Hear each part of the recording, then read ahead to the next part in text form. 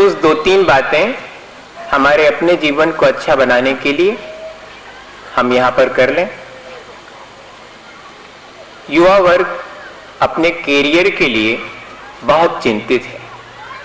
उसके कैरियर के लिए उसके माता पिता और परिवारजन सभी चिंतित होते हैं। अच्छी बात है, लेकिन कैरियर का चयन करते समय हमें कुछ बातों का ध्यान रखना चाहिए, वो बहुत जरूरी है। वरना ये एक अंधी दौड़ है जिसमें हम दौड़ते चले जाएंगे लेकिन हम कहीं पहुंचेंगे नहीं। 4 चीजें कैरियर के चयन करने से पहले विचार करना चाहिए कि हमारा कल्चर क्या है, हमारी अपनी कुल परंपरा क्या है। कैरियर चुनने से पहले हम इस बात का ध्यान रखें, ऐसा ना हो कि हम ऐसा कैरियर चुन लें जो कि वीतरागता को खंडित करता हो, अहिंसा और सत्य का प्रचार न करके उसका विरोध करता हो। दूसरे नंबर पर हमारी अपनी फाइनेंशियल पोजीशन क्या है। हम आकाश में उड़ना चाहते हैं, बहुत अच्छी बात है। 2 चीजें जरूरी हैं आकाश में उड़ने के लिए, या तो हमारे पास अपने खुद के पंख हों और या फिर हमारे पास इतना पैसा हो कि हम हवाई जहाज का टिकट ले सकें तो हम हवा में उड़ें, आकाश में उड़ें। तो बहुत जरूरी है कि हमारी फाइनेंशियल पोजीशन क्या है। हम लोन ले रहे हैं, फिर कैसे चुकाएंगे? बेईमानी करेंगे? हम दूसरे के सामने हाथ फैला रहे हैं अपनी महंगी पढ़ाई होने की वजह से। कोई जरूरी नहीं है कि हम बहुत महंगी पढ़ाई करके ही अपने करियर बनाएं। कल आपसे भंडारी जी ने, मुझे बहुत अच्छा लगा, कहा होगा शायद सब लोग डॉक्टर्स बन जाएंगे, सब इंजीनियर बन जाएंगे और बड़े बड़े प्रोफेसर बन जाएंगे, तब फिर पढ़ाई का काम कौन करेगा? बताइए, तब झाड़ू निकालने का काम कौन करेगा? तब कपड़े सिलने और कपड़े धोने का काम कौन करेगा? क्या ये कोई प्रोफेशन नहीं है? ये भी तो प्रोफेशन है। हमें इनका भी महत्व समझना चाहिए। ये महत्वहीन है ऐसा नहीं है। एक ऑफिसर अपने ऑफिस में कमरे में 2-4 दिन अगर कमरा ना झड़े तो बैठ नहीं सकता। वो झाड़ने वाला प्यून भी उस जगह पर बहुत कीमती है। उसके श्रम को हम छोटा ना आंकें और अपने आप को ऑफिसर मान करके गरूर ना करें, अहंकार ना करें। हमारे कैरियर के चयन में हमारे माता पिता की क्या इच्छा है, इसका भी हम ध्यान रखें और हमारी क्षमता का भी ध्यान रखें। अपनी क्षमता के अनुसार हम कैरियर का चयन करें। अगर मोर का बच्चा कोयल की तरह गाना चाहे तो इम्पॉसिबल, और अगर कोयल का बच्चा मोर की तरह नाचना चाहे तो इम्पॉसिबल। एक बहुत छोटी सी घटना है। एक धोबी था, उसके एक बहुत प्यारा सा कुत्ता था और एक गधा था। कपड़े लेकर के गधे के ऊपर वो धोने जाता था और कुत्ता उसकी रक्षा करता था। कुत्ते को बड़ा प्यार करता था वो धोबी, और कुत्ता भी बहुत धोबी के साथ में मजा करता था। कभी उसकी गोद में लौट जाता, कभी उसका मुंह चाटने लगता। तो गधे को खड़े खड़े देख करके लगता कि अरे वाह, मैं भी तो इतना काम करता हूं, मेरी कोई इज्जत ही नहीं है। ये कुत्ते को तो बड़ा प्यार मिलता है, मुझे भी ऐसा ही करना चाहिए, कुत्ते के जैसा है। तो ऐसा सोच करके और वो धीरे धीरे धोबी के पास पहुंचा। धोबी डरा कि इतने निकट कैसे आ रहा। वो उसके गोद में बैठने की कोशिश की उसने, धोबी पीछे हटा। उसके समझ में नहीं आया गधे की कि मैं क्या कर रहा हूं। उसने अपनी जीभ निकाल करके धोबी के चेहरे को चाटना चाहा तो धोबी घबरा गया। उसने उठाया डंडा और ढेर सारे बैत उस गधे को लगा दिए। गधे को बड़ा बुरा लगा कि अरे वाह, कुत्ता वही सब करता, उसको इतना प्यार मिलता, फिर भी और मैं वही कर रहा हूं, मैं गलत थोड़ी कर रहा हूं, मैं भी तो वही कर रहा हूं जो कुत्ते ने किया था, मुझे क्यों डंडे पड़े। अब जो है, और मैं तो ज्यादा धोबी की मदद नहीं करूंगा। ऐसा उसने सोच लिया। एक रात ऐसा हुआ कि धोबी के घर में और कुछ चोर घुसे। तो कुत्ते को तो नींद आ रही थी, कुत्ते को आवाज देना चाहिए थी ताकि वो चोर भाग सकें, पर कुत्ते ने कुछ नहीं कहा। गधे को तो लगा कि मुझे अपने मालिक की मदद करनी चाहिए। उसने बहुत कुत्ते को समझाया कि देखो तुम आवाज करो तो चोर भाग जाएंगे और मालिक जाग जाएगा। कुत्ता नहीं माना। तो गधे ने सोचा कि ना मानने दो कुत्ते को, मैं कुत्ते का काम करूंगा, और उसने आवाज करना शुरू कर दिया। रात 1 बजे गधे की आवाज सुनकर के धोबी उठ गया। उसको बड़ा गुस्सा आया और उसने उसको कोई बहुत अपशब्द कहे और उठाकर गिबैत फिर पिटाई कर दी कि इतनी रात में तुम्हें आवाज देने की क्या आवश्यकता थी इस तरह से। तो उस धोबी के गधे को 2 बार पिटना पड़ा। किस वजह से? उसने नकल की और बिना किसी अकल के अर्थात अपनी क्षमता के बिना ही उसने अगले दिन जब उसके ऊपर बोझा लादा और धोबी ने पीठ थपथपाई, ए मेरे बेटे चल तो ये बोझा लेकर के, तब गधे की अकल में आई और साथ में उसने कहा कि कल तू कैसी हरकतें कुत्ते जैसी कर रहा था। तो फिर गधे को समझ में आया कि नहीं भैया, हम जैसे हैं वैसे ही ठीक है, हमें दूसरे की नकल नहीं करनी चाहिए। कैरियर के चयन करने से पहले हमें अपने भीतर झांक के देखना चाहिए। 4 लोग उस अंधी दौड़ में दौड़ रहे हैं तो हम भी उसमें शामिल हो जाएं, कोई जरूरी नहीं है। हमारा अपना डिसिप्लिन है, हमारी अपनी लाइफ है, हम अपने चुनाव के अनुसार अपने जीवन को ऊंचा उठा सकते हैं। ये हमें स्वयं चयन करना चाहिए।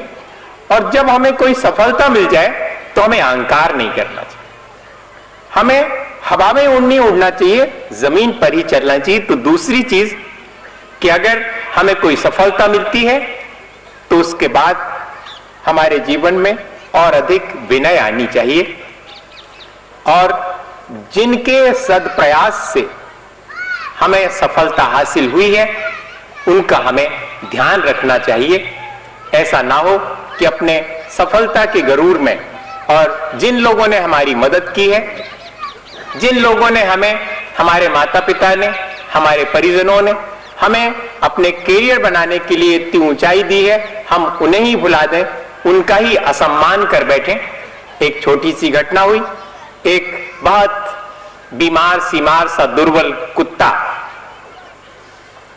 और एक साधु बाबा जी के पास में बैठा रहता था। बाबा जी भी कुछ नहीं करते थे आश्रम में कि ठीक है भाई बैठा है, बैठा रहने दो।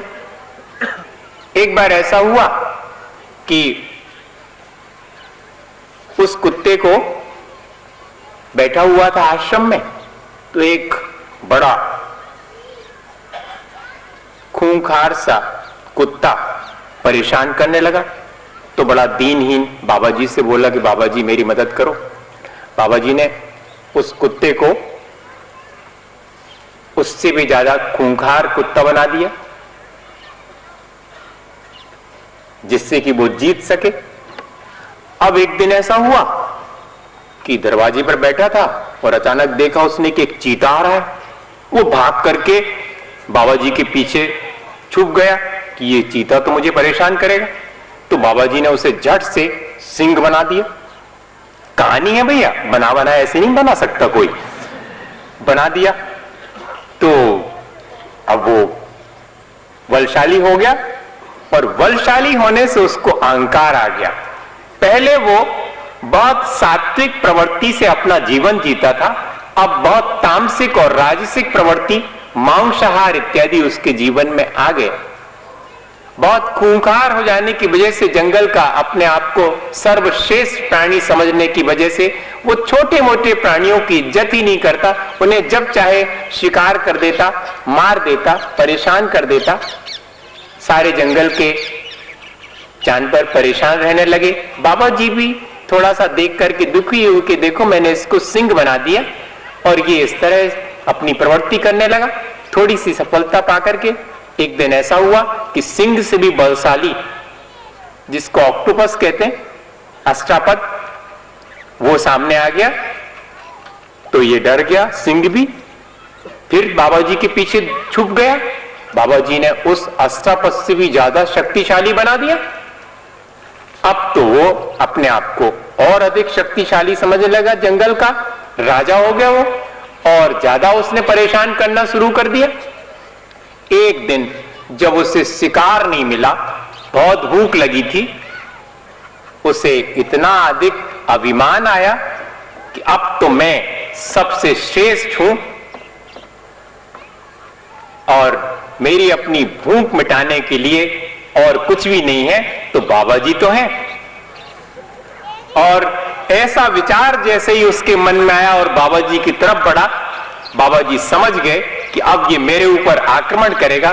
बाबा जी ने अपनी विद्या से उसे ज्यों का त्यों वही मरियल सा कुत्ता बना दिया और अब वो कुत्ता बाबा जी के पैर चाट रहा है, खुशामद कर रहा है। बाबा जी समझ गए कि अब तो ये मेरी सेवा स्वार्थपूर्ण ढंग से कर रहा है, विनयशील होकर के नहीं कर रहा है। तो धीरे से उसे आश्रम से बाहर कर दिया। आप इस छोटी सी घटना से क्या प्रेरणा लेंगे कि हम इतने ऊंचाई तक जिन सब की मदद से पहुंचे हैं उन्हें इग्नोर ना करें, उन्हें अनदेखा ना करें, उनकी भी विनय करें और जितनी सफलता मिलती जाए हम और झुकते चले जाएं, हम विनयवान होते चले जाएं। और आखिरी चीज कि हम कहीं भी रहें, किसी भी स्थिति में रहें, हम अपनी ईमानदारी को अपने भीतर बनाए रखें। पैसा 4 दिन रहता है, ईमानदारी हमारी अपनी जीवन भर प्रतिष्ठा पाती है। पैसे से प्रतिष्ठा जब तक पैसा है तब तक मिलती है, पद से प्रतिष्ठा तब तक मिलती है जब तक कि आप पद पर हैं। उसके बाद आप नीचे उतरेंगे, कोई आपको पूछने वाला नहीं।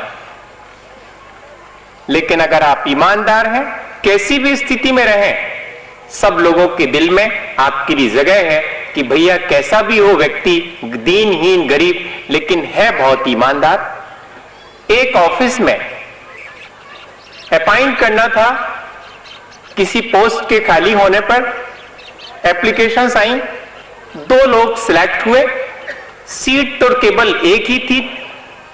फिर से एग्जामिनेशन लिया गया और इस बार भी दोनों इक्वल पोजीशन पर रहे।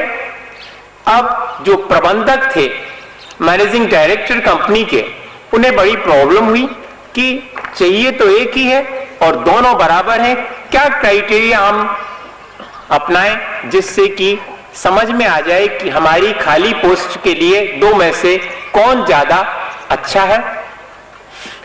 सारी परीक्षाओं में दोनों बराबर बराबर अंक लेकर आए हैं, साक्षात्कार हुआ, उसमें भी दोनों पास हो गए। अब आखिरी में चयन करना है 2 में से किसी एक का। तो जो प्रबंधक थे उन्होंने चयन करने से पहले उन्हें कहा कि आप होटल में रुके वो 2-1 दिन, उसके बाद हम आपके घर पर आपका अपॉइंटमेंट भेज देंगे, आप जा सकते हैं। तो उनको स्टेशन पर भेजने के लिए वो प्रबंधक पहुंचा और होटल में पहले वाले उम्मीदवार से मिला। तो वो उम्मीदवार बोला कि ये आपका पैकेट कल आप रात को मेरे कमरे में आए थे तब यहीं छूट गया था। उस प्रबंधक ने कहा कि इस पैकेट में है क्या? तो उम्मीदवार बोला कि पैकेट किसका है मुझे नहीं मालूम, इसमें क्या है ये भी मुझे नहीं मालूम, मेरा अधिकार क्षेत्र नहीं है कि मैं इसे खोल करके देखूं। अगर आपका नहीं है तो होटल के मैनेजर का होगा, उसे दे दीजिएगा। प्रबंधक ने सिर हिलाया, पैकेट हाथ में लिया, चले गए। दूसरे वाले उम्मीदवार आपके होटल में नहीं मिल पाया, वो सीधा स्टेशन पर पहुंच गया। स्टेशन पर पहुंचा प्रबंधक ने कहा कि जनाब, कल मैं आपके कमरे में एक पैकेट भूल गया था जिसमें 50,000 रुपए रखे थे, आपको मिला होगा, कृपया वापस लौटा दें। उस उम्मीदवार का चेहरा उतर गया। अपनी अटैची में से उसने पैकेट निकाला, लेकिन वो खुला हुआ था डिब्बा, और उसमें 50,000 क्या, एक पैसा भी नहीं था। सिलेक्शन वहीं के वहीं हो गया और पहले वाले उम्मीदवार को अपॉइंटमेंट दे दिया गया। किस वजह से? उसकी अपनी ईमानदारी की वजह से। हम जहां भी रहें, हम इस तरह की अपने अंदर ईमानदारी विकसित करें। थोड़े से पैसे के पीछे हम अपना ईमान खो देते हैं और बेईमानी करने लगते हैं। हमें थोड़ा सा विचार करना चाहिए। हम अपने आगे बढ़ने में अगर बेईमानी का सहारा लेकर आगे बढ़ते हैं तो कितनी दूर तक चलेंगे? थोड़ी दूर जाकर के हमें रुकना ही पड़ेगा। और अगर हम ईमानदारी के साथ अपनी जीवन यात्रा करते हैं तो सफलता कदम कदम पर हमारे साथ आएगी। मैं इतना कहूंगा कि आप अपने कैरियर का चयन बहुत सावधानी से करें और अच्छे से अच्छा, जो आपकी क्षमता के अनुसार, जो आपके कल्चर के अनुसार आपको योग्य है, ऐसा कैरियर चुनें। सफलता पाएं लेकिन अहंकार ना करें, और अपना रास्ता जब भी चुने तो बेईमानी का ना चुने, ईमानदारी का चुने। बच्चों, अपने अंतरंगी की 2 बातें आखिरी में मुझे आपसे कहनी है। बहुत मन था कि प्रतिभाओं का सम्मान हो, और 7-8 वर्ष तक सोचता ही रहा, प्लान करता रहा। 1993 से और 2001 में जाकर के, और कुछ समूह के सहयोगी मिल गए, उनको एक नाम दे दिया गया, और उन सब लोगों ने मिल करके जो हमारा सपना था उसे साकार किया। कुल 225 बच्चे 2001 में थे 12th के, और जयपुर में 150 बच्चे अवार्ड में थे, और उसके बाद 1250, और अब की बार 1500 बच्चों का चयन हुआ। धीरे धीरे करके बच्चे बढ़ते गए, और उन्होंने इतनी मेहनत करके इतनी अच्छी परसेंटेज और इतनी अच्छी रैंक लाई कि हम उससे गौरवान्वित हुए। समूह ने आपको अवार्ड देकर के स्वयं गौरव का अनुभव किया है। आपने गौरव का अनुभव तो किया ही होगा। समूह पैसे का महत्व नहीं रखता, समूह की अपनी भावनाएं हैं। लोग मेरे से पूछते हैं, लोग तरह तरह की आलोचनाएं करते हैं। सब सुनते हुए मैंने 5 वर्ष तक आप सबके लिए जितना मेरे से बना ये किया। आगे किस तरह का समूह निर्णय लेता है, तमाम आलोचनाओं और विषमताओं के बीच ये उसका निर्णय है। लोग पूछते हैं कितना खर्च होगा। लोग पंचकालानक और विधान में होने वाले खर्च का एस्टीमेट नहीं पूछते, उसका आय व्यय नहीं पूछते, शादी ब्याह में होने वाले खर्चे का नहीं पूछते, बल्कि इन फंक्शंस में जितनी अनाप शनाप खर्चा हो उतना बड़ा फंक्शन माना जाता है। इनकी शादी 1 करोड़ रुपए में हुई, उनकी शादी 25-50 लाख में हुई, भव्य पेंडाल बना था 5 लाख रुपए का। आप आश्चर्य करेंगे कि ये जो पेंडाल सामान्य रूप से आपको देखने पर लगता है कि 2-5 लाख का होगा, लेकिन शिवपुरी के हमारे मंगल टेंट हाउस वालों ने इसे बहुत अल्प मूल्य पर अपनी भावनाओं से सजाया है। दोपहर में जितनी भी आपको सिर्फ ये कहेंगे इतना ही, आप एस्टीमेट पूछ रहे हैं तो सिर्फ इतना ही कहेंगे कि जो काम आप 1 रुपए में कर सकेंगे, समूह वो काम 20 पैसे में कर लेता है। वो अपनी भावनाओं से करता है। और दूसरी बात कि अगले बार यदि हम इस आयोजन को करते हैं तो अब 10वीं क्लास में 85% से अधिक बच्चों के आवेदन तो स्वीकार किए जाएंगे, पर हम उनको इनविटेशन नहीं दे पाएंगे। उनके घर पर ही सर्टिफिकेट इत्यादि भेज दिया जाएगा। ये बैच 10वीं का सौभाग्यशाली है कि उसे 10वीं में भी अवार्ड लेने का अवसर मिला, और 12th में जो 75% है उसको इंक्रीज कर दिया। थोड़ी सी मेहनत करनी पड़ेगी बच्चों को और ज्यादा, 80% वाले बच्चों को ही हम अवार्ड में शामिल कर पाएंगे। और रही बात ये कि सीनियर्स का क्या क्राइटेरिया है, तो सीनियर्स का क्राइटेरिया सिर्फ अंकों का नहीं है, उनकी ओवरऑल परफॉर्मेंस का है। वो चयन समूह का अपना है, उसमें कोई इंटरफियर नहीं कर सकता कि हमारे नंबर इतने ज्यादा थे और आपने कम नंबर वाले को चुन लिया।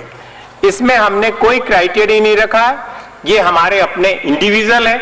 हमें जिस सीनियर का चयन करना होगा उसके लिए हम करने के लिए मुक्त हैं। इसके लिए कोई परसेंटेज तय नहीं है कि हमें इतने परसेंटेज वाले को लेना ही पड़ेगा।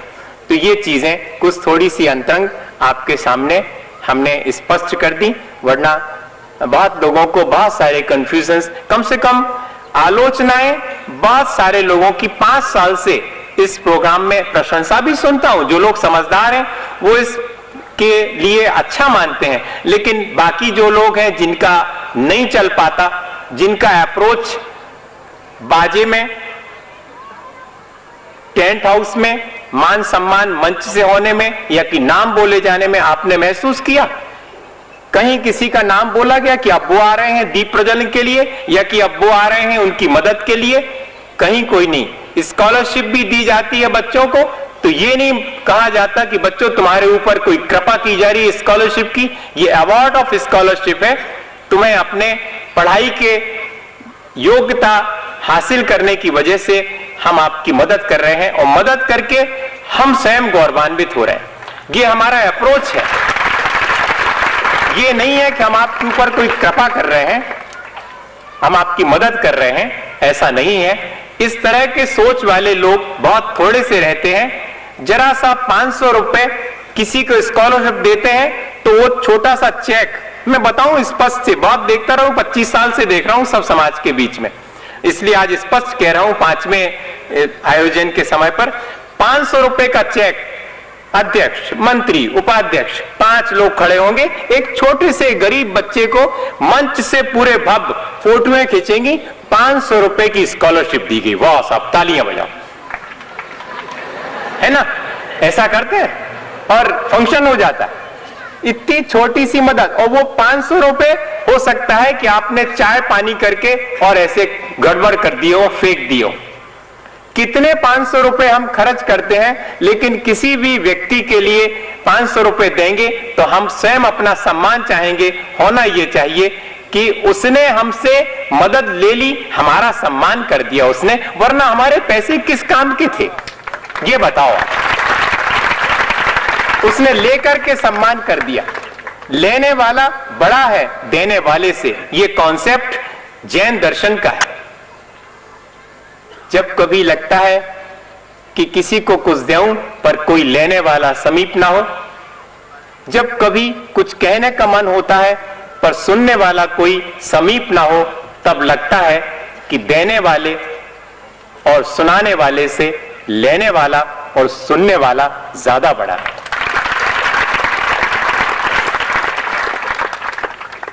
अब अपन को दोपहर में भी बहुत जल्दी से काम करना है, तो मैं अपनी बहुत अनौपचारिक बात आपसे कर रहा था। प्रवचन तो मैं करता बहुत कम हूं, प्रवचन में जानते नहीं, भगवान करते प्रवचन। हम तो आपसे बात कर रहे थे, हमने बात करी और बहुत अनौपचारिक ढंग से, और आप अपने जीवन में इन सब चीजों को अगर आपको अच्छा लगे, मेरे विचार मैंने आपके ऊपर थोपे नहीं है, आपके अपने लाइफ का डिसिप्लिन आपका स्वयं का है। मैं कौन होता हूं जो आपके लाइफ का डिसिप्लिन बनाऊं? आप अपना स्वयं निर्णय करें कि मुझे अपना जीवन कैसे जीना, मुझे कैसे ऊंचाई तक पहुंचना है, दूसरे को हटा करके अपना रास्ता बनाना है या कि स्वयं हट करके दूसरे को भी रास्ता देने की कोशिश करनी है। आपका अप्रोच क्या है, आपका एटीट्यूड क्या है? हम अपने सोच को बदलें और अच्छा सोच रख करके अपने जीवन का कल्याण करें और बहुत अच्छे और बहुत ऊंचे बने। इसी भावना के साथ आचार्य गुरुवर। विद्यासागर जय जिनेंद्र जय जिनेंद्र जय जिनेंद्र बोलिए, जय जिनेंद्र जय जिनेंद्र बोलिए, जय जिनेंद्र की ध्वनि से अपना मौन खोलिए, जय जिनेंद्र की ध्वनि से अपना मौन खोलिए। सुर असुर जिनेंद्र की महिमा को नहीं गा सके, जिनेंद्र की महिमा को नहीं गा सके, और गौतम स्वामी न महिमा का पार पा सके, और गौतम स्वामी न महिमा का पार पा सके। जय जिनेंद्र खोल कर हृदय के द्वार खोलिए, जय जिनेंद्र खोल कर हृदय के द्वार खोलिए, जय जिनेंद्र जय जिनेंद्र जय जिनेंद्र बोलिए, जय जिनेंद्र जय जिनेंद्र जय जिनेंद्र बोलिए, जय जिनेंद्र की ध्वनि से अपना मौन खोलिए, जय जिनेंद्र की ध्वनि से अपना मौन खोलिए। राग छोड़ धर्म छोड़िए जिनेंद्र देशना, राग छोड़ धर्म जोड़िए जिनेंद्र देशना, अष्ट कर्म को मरोड़िए जिनेंद्र देशना, अष्ट कर्म को मरोड़िए जिनेंद्र देशना। जय जिनेंद्र बोल कर जिनेंद्र शक्ति तोलिए, जय जिनेंद्र बोल कर जिनेंद्र शक्ति तोलिए, जय जिनेंद्र जय जिनेंद्र जय जिनेंद्र बोलिए, जय जिनेंद्र जय जिनेंद्र जय जिनेंद्र बोलिए, जय जिनेंद्र की ध्वनि से अपना मौन खोलिए, जय जिनेंद्र की ध्वनि से अपना मौन खोलिए, जय जिनेंद्र ही हमारा एकमात्र मंत्र हो, जय जिनेंद्र की हमारा एकमात्र मंत्र हो, जय जिनेंद्र बोलने को हर मनुष्य स्वतंत्र हो, जय जिनेंद्र बोलने को हर मनुष्य स्वतंत्र हो, तो जय जिनेंद्र बोल कर खुद जिनेंद्र बोलिए, जय जिनेंद्र बोल कर खुद जिनेंद्र बोलिए, जय जिनेंद्र जय जिनेंद्र जय जिनेंद्र बोलिए, जय जिनेंद्र जय जिनेंद्र जय जिनेंद्र बोलिए, जय जिनेंद्र की ध्वनि से अपना मौन खोलिए, जय जिनेंद्र की ध्वनि से अपना मौन खोलिए, हे जिनेंद्र ज्ञान दो मोक्ष का वरदान दो, हे जिनेंद्र ज्ञान दो मोक्ष का वरदान दो, कर रहे हम प्रार्थना प्रार्थना पर ध्यान दो, कर रहे हम प्रार्थना प्रार्थना पर ध्यान दो, जाग जाग जाग चेतन बहुकाल सोलिए, जाग जाग जाग चेतन बहुकाल सोलिए, जय जिनेंद्र जय जिनेंद्र जय जिनेंद्र बोलिए, जय जिनेंद्र जय जिनेंद्र जय जिनेंद्र बोलिए, जय जिनेंद्र की ध्वनि से अपना मौन खोलिए, जय जिनेंद्र की ध्वनि से अपना मौन खोलिए।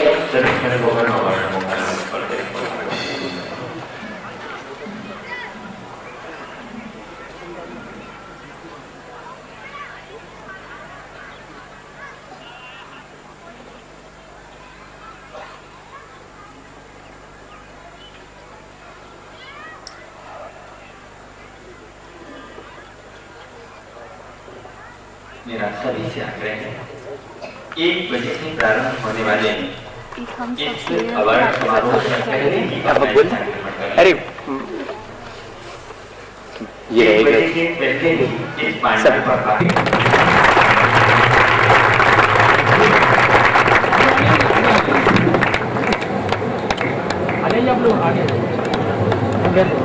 मैं जिन अवार्डी के नाम यहाँ से पुकार रहा हूँ वे कृपया अपना नाम सुन करके हमारे पास से प्रेस कोड अवश्य उनसे प्राप्त करें। अंकित पाटनी, अभिषेक जैन, आरती वी, दीपिका जैन, राजीव कुमार, निकिता जैन, डॉक्टर सारांश जैन, चैटी जैन,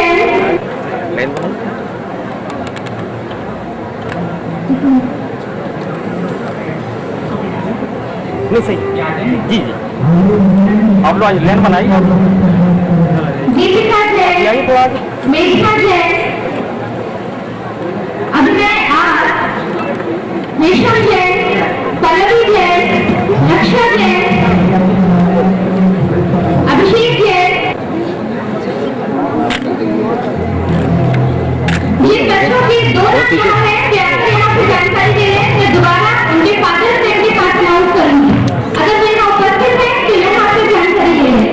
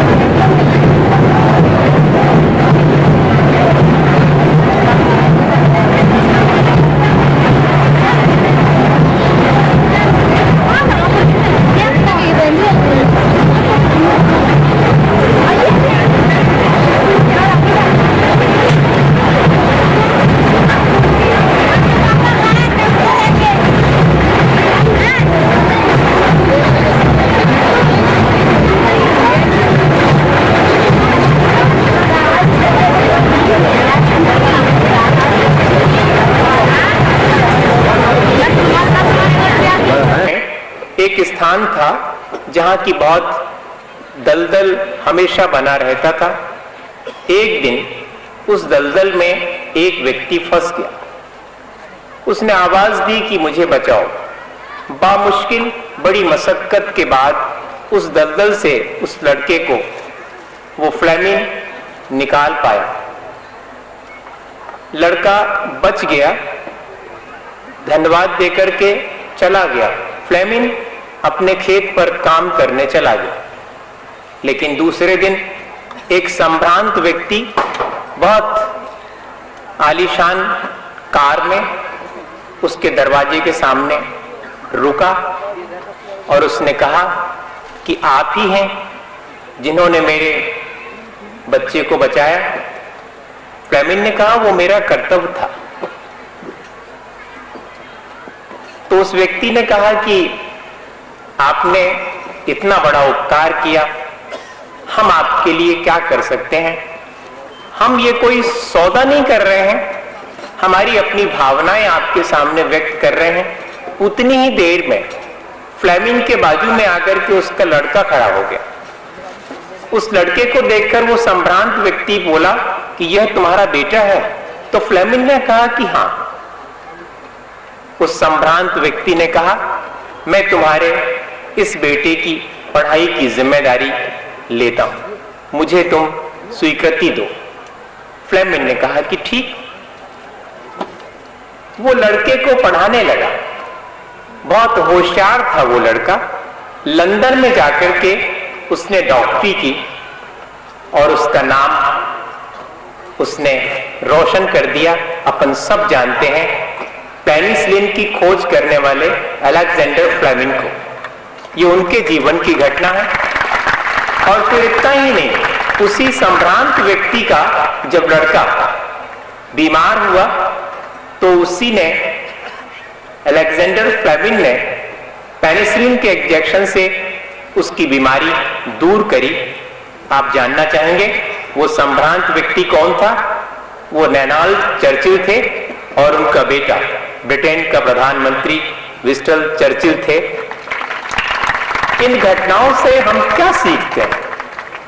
इन घटनाओं से हम यही सीखते हैं कि हमें अपना स्वार्थ छोड़ करके अपनी शिक्षा के द्वारा, अपने ज्ञान के द्वारा जितना हो सके दूसरे के लिए मदद करने का भाव अपने जीवन में रखना चाहिए। बच्चों, अभी 140 बच्चे अवार्ड पाने के लिए रह गए। मुझे अच्छा तो नहीं लग रहा, क्योंकि ये तो सब आप ही के लिए किया था, लेकिन मेरी अपनी सीमाएं हैं।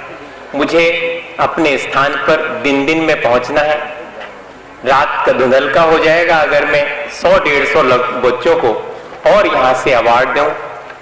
तो मैंने पहले ही सोच लिया था, पर बच्चे विकल्प ना करें। मैं अभी कमरे पर पहुंचता हूं और अपने हाथ से उनके लिए अवार्ड दूंगा।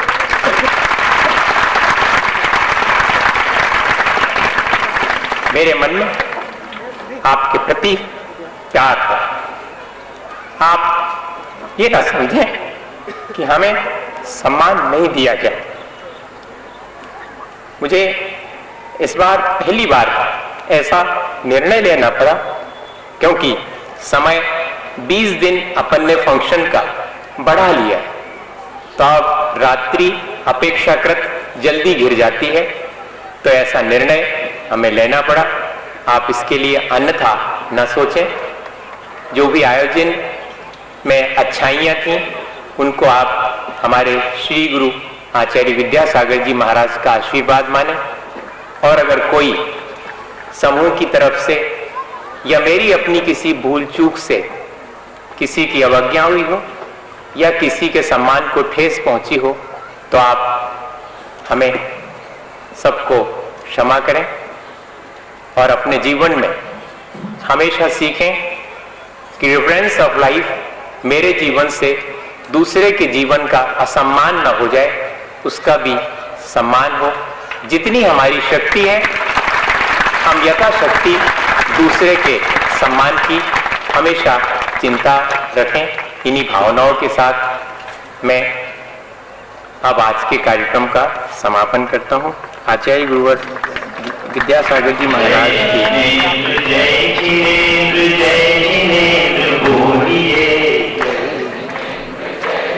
आज नहीं, कल, आज तो बहुत टाइम तो जय जिनेंद्र जय जिनेंद्र जय जिनेंद्र बोलिए।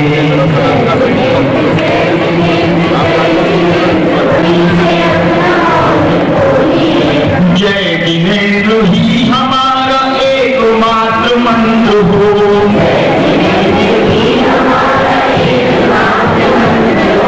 जय जिनेंद्र बोलने को हर मनुष्य स्वतंत्र हो।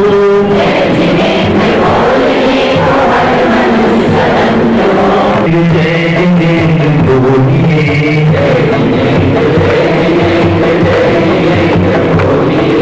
जय जिनेंद्र की भूमि से अपना मौन खो दिए।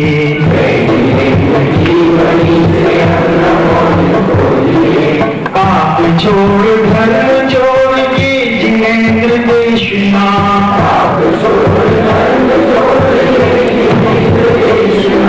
अष्ट कर्म को मनो ये जिनेंद्र देशना,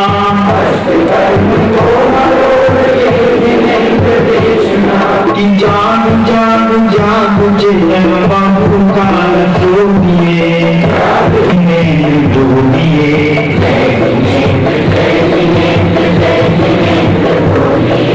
जय जिनेंद्र की ध्वनि से अपना मौन खोलिए,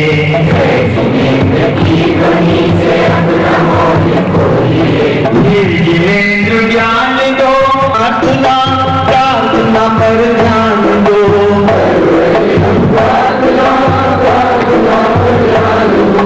जय जिनेंद्र बोल कर हृदय के द्वार खोलिए,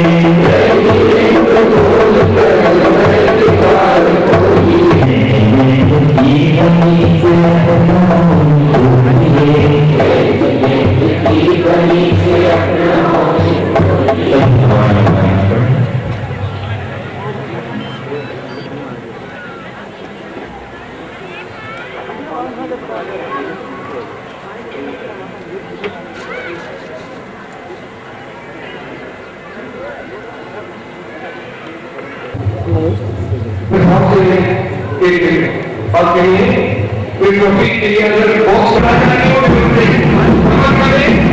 टोपी के लिए